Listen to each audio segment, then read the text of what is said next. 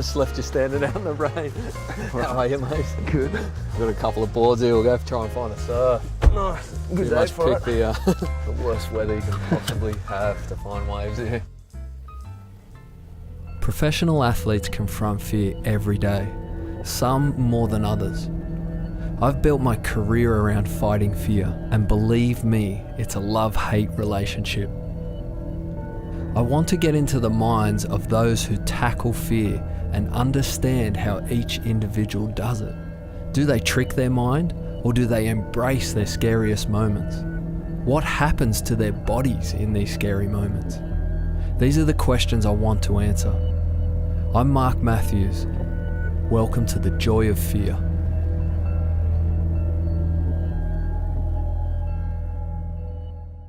The last time I surfed, I went with my youngest brother's really into it. He took me down to Burleigh. Yeah. And he was like, "Oh, we'll just jump off the rocks." Oh no, it's And the hardest rock jump ever. I was like, "Yeah, right." So we like walked all the way around, and we're there. And he's like, "You're right, you ready to go?" And he went, and I waited for the next one. But then, like tripped over, fell in, and was just getting pounded. And I'd borrowed a board from his one of his mates. I didn't want to wreck it on the rock, so I'm there trying to hold this board, just getting hammered into the. Oh man! Finally, like got out and just had blood everywhere. I wish that has to be on footage. And everything gets filmed these days. That is on did footage like the somewhere. walk of shame, like back along the rocks, just like covered in blood. Mate. And my brother's out the back. He said everyone was just losing it, Oh, laughing. it's the funniest thing ever when you're in the surf and it happens. But don't worry, it happens to the best of us. I've done it plenty of times. Kobe, the guy that taught me to surf big waves, we had a big event, a Red Bull event in Sydney a couple of years ago, like a surfing event. And it's you have to jump off the rocks to get out to this wave. And it was a live feed, like hundreds of thousands of people watching it.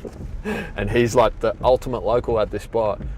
Jumped, like mistimed his jump, got hit and just smashed all over the rocks in front of everyone. What's the best and the worst out of training, do you reckon? Well, like best thing for performance, you reckon, if you break it down to one, but then also like things that you've done where you're just like, this has been the worst, like actually bad for performance. I think the best would probably be trying to take a more holistic approach. So rather than just focusing on one thing that you think is like your solution, is taking a broader approach. Like, I don't know, if you get real strong, but you got no flexibility, you're no good. I think the worst would just be like, just focusing on one thing, just trying to be a beast in the gym, but being so muscle bound that you can't actually functionally transfer that strength. And then the injuries come. Yeah, exactly. Is there stuff that you do, like leading up into like the biggest moments, like World Cup, final, stuff like that? Is there anything specific you do? Trying to have a routine that you know works for you. Yeah. If you sit at the start of your week and have a good think about what you think you need to do that week to be in the best possible space, and sort of map it out, and then you kind of know what you got to get through. For me, it takes out the anxiety of, have I prepared well enough? That makes sense. Because that's, to me, like for me, that's the thing that I focus on, is the process. If I've done everything I need to do, and physically and mentally, you get to game day and there's nothing more you can do to influence the result. Worrying about the result isn't actually going to help you. So you go, this is what I need to do for this week in the lead up to this game, and if I do tick all these boxes, I'm going to perform. So creating structure around it. Like sometimes when you sit in the boat and the waves are massive, and you get that, like you're so nervous to the point where you're just like, why am I doing this to my, like, you guys must feel that, like training, like the pain of training, or just those moments like that.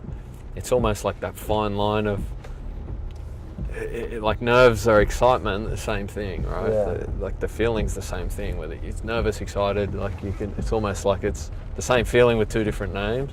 But when it tips the scales, it's like, you're like, why am I doing this? Yeah, but you gotta, to me, you gotta have the answer. Like if you can answer that question. If you can answer that, you can get through it. Yeah. But it's... Or like, you'll take it on. I think it's when we avoid, like, it's almost taboo. Like, you can't actually question, why am I doing this? Because then you're weak. Yeah. For me, if you, it's a legitimate question. If you can ask yourself, like, why am I doing this? Why am I putting myself through so much pain? Yeah, that happens. Like, and if you've got a good answer, you're set. If you know why you're doing it. I constantly think, like, life's so short. Man. Yeah. And I feel like a lot of people that are motivated have that same, like, it's kind of a terrifying thought, but at the same time it's motivating. Yeah. Like, life's real short. We've got this, like, tiny opportunity on Earth, and, like, the knowledge that it's short. So I guess that's a pretty powerful motivator. Yeah. I think one of the things that also drives me is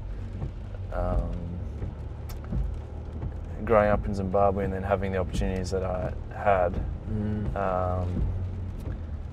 and knowing that so many people that I knew or went to school with, or just other Zimbabweans,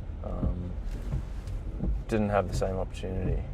And I guess every time I run onto the field, I feel like I'm in some way representing those people and representing all the people who've helped me get to where I am. Like, that's mad. Yeah. From hearing your story, like, this whole, like, started from the bottom, now I'm here, like, individual achievement thing is such a myth. Like, you look at anyone successful, and I'm sure there's exceptions, but it's taken, like, I don't even reckon there is an exception. People who've 100%. helped you get there, who've mentored you, who've paid for you to go on rugby tours, or go to school, or whatever it might be. Like your parents, for example, like exactly. Everything they sacrificed, right, to make it possible. And so that's definitely a motivator, wanting to get out there and represent them well, and hopefully be able to give back a bit. What was the process of like, after you got wiped out? Like, for me, like, I got injured a couple of times, and you come back and it's, you've got some fears about getting re-injured, but at the end of the day, like, you blow out your knee again, you might retire and rehab, but when you're faced with something where, like, you could legitimately die. I was actually going to ask you this question because I want to know how you did it, coming back. What was your... It's terrifying, man. Yeah? It's like, because, mate, you the dying part of it... not pay me enough to drop into one of those waves. It's like... Nothing in me goes, that would be... Yeah, it's not, like, that's the thing, because it's just, when you experience it, it's not as dangerous as it looks. It's not like every one of those waves is life-threatening completely, but the injury factor is definitely there. Like, the injury side of it, to me, is terrifying. Like, now, coming off the back of this shoulder injury, I've been out of the water for 7 months now, and the first big swells I'll be surfing will be at the wave, like at Jaws in Maui, where it happened. So that'll be the first big swells I'll be surfing again, and I know that it's going to be terrifying. Not like, I know that I'm not going to drown. Like, it's not. Yeah. It's a small percentage. I don't feel like that's my big fear in the sport, but re-injury is terrifying, man. And you went through it, right?